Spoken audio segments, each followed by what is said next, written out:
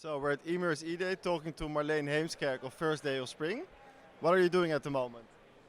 I just arrived actually. I had a podcast interview with the Emerce team, which was great. And now I'm here with you. And later on at 12, I will be talking on one of the stages about music and brands. Music and brands, and what does it mean to you?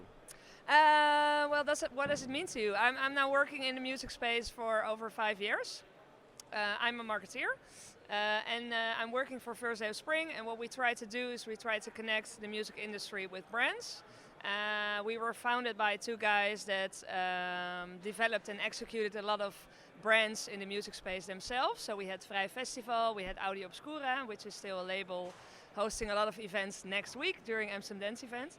So we were actually in the music industry ourselves, organizing events all over the globe.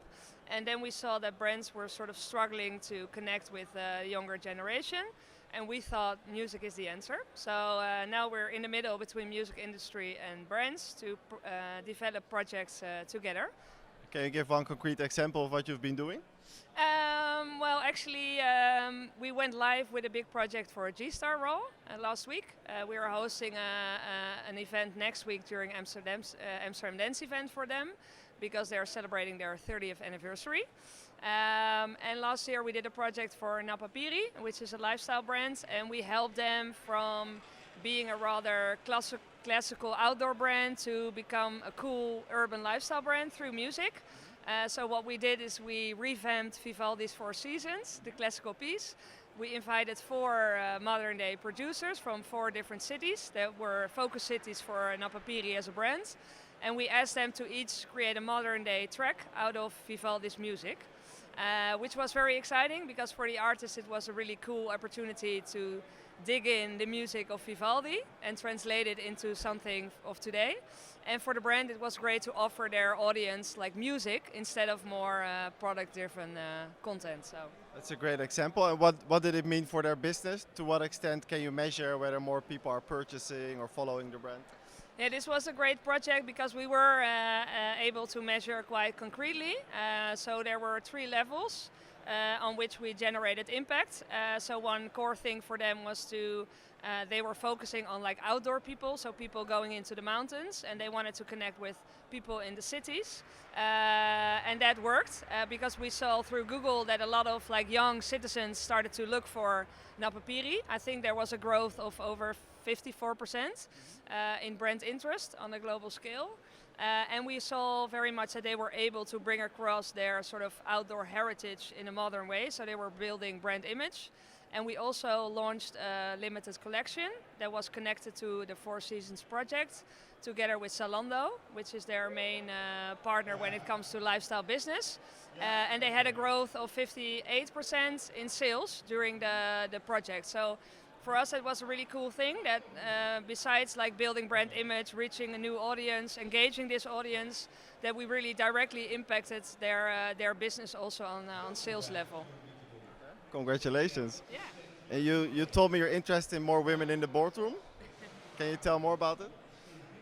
Well, that's more like a mission I have in general, not only within music. While in music industry there's also a lot to gain because a lot of people feel that in creative industries the balance is way better, but it isn't. So today I will be also talking about the Smirnoff Equalizer campaign, in which they try to create a 50-50 balance between male and female DJs in the electronic music scene. So yeah, for me this is still a key thing to also be working on next to the projects I do every day. And do you have a role model in the boardroom in the music industry? I think not specifically. More in general, like it would be great on all levels, like on artist levels, but also on management level, on label level, on event level, to have a better balance. The same as actually in other industries. So yeah. What has been your most important? It's a different question. What has been your most, your best failure, so to say, in this industry? My best failure. Wow, that's a good question. It's always good to share your failures, right? We are working in music, and it's really like a passion thing to do, and we create memories for life for people. But sometimes it's also it's a struggle. Of course, you're working with artists, you're working with brands. They have like different needs. So sometimes we are reaching out to an artist because we feel they're the perfect connection, but we end up with an artist that might not be like the number one, but then still we're able to turn around the story to bring something extra. But I think we missed some deadlines probably in the projects we did. But I think as a brand also you need to be flexible when entering the music space. Because at the end, when it comes together, there's magic. But you need to be flexible and you need to be okay with maybe missing some deadlines, having some last-minute stress, because that's what it is when you work with music artists. So, yeah. Thanks for sharing. My last question: what drives you in doing this?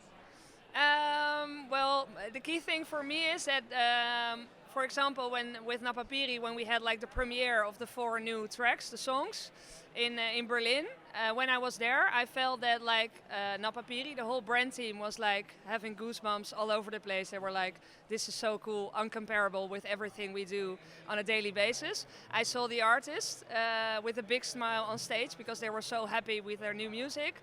And I saw our own team like looking at it like we did it. So it's really cool to impact a brand's business, but at the same time create a memory for life for all the people involved. So that's my main mission every day. Thank you very much for your time, Marleen. That's cool.